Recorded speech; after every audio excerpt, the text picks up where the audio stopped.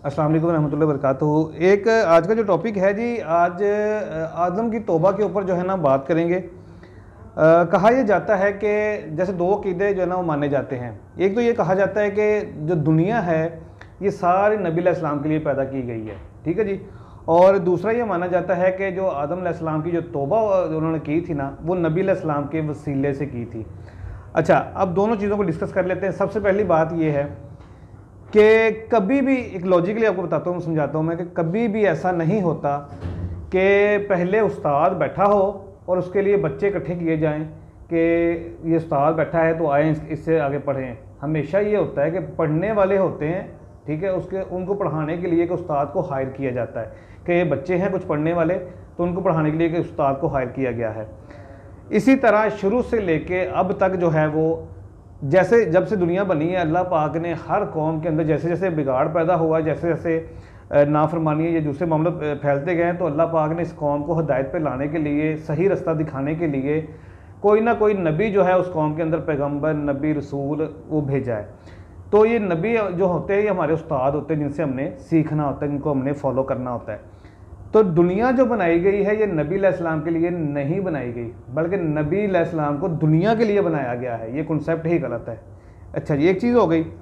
दूसरा जो आदम अलैहिस्सलाम की तौबा का, वो ये कहा जाता है जी कि जब आदम अलैहिस्सलाम को दुनिया जन्नत से निकाला गया तो उस वक़्त वो परेशान थे और मतलब बहुत ज़्यादा मतलब टेंशन में थे, परेशानी में थे कि मैं क्या करूँ, इतना अच्छा मुकाम था, ये अल्लाह पाक ने मुझे इतनी इज़्ज़त दी थी, मुझे सजदा करवाया, सारे मामले किए, तो मैं मतलब क्या करूं अब ऐसा कि जो है ना वो मेरी तो मतलब तौबा हो जाए या अल्लाह पाक मुझे माफ़ फरमा दे।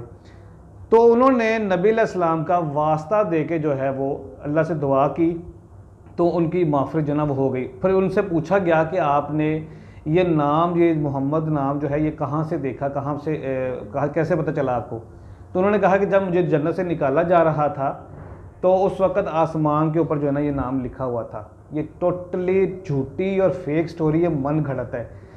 किसी जगह पे ये वाक़या मौजूद नहीं है। कुरान उठा लें, 6 हदीसें उठा लें, 7 उठा लें, किसी जगह पे ये वाक़या मौजूद नहीं है। ये सारी मन घड़त है। सूरह बकरा के अंदर वाज़ेह तौर पे लिखा हुआ है कि आदम अलैहिस्सलाम की तौबा कैसे हुई थी। हवाला लिखवा देता हूँ मैं सबसे पहले आपको। 37 नंबर आए थे सूरह बकरा की, ठीक है जी।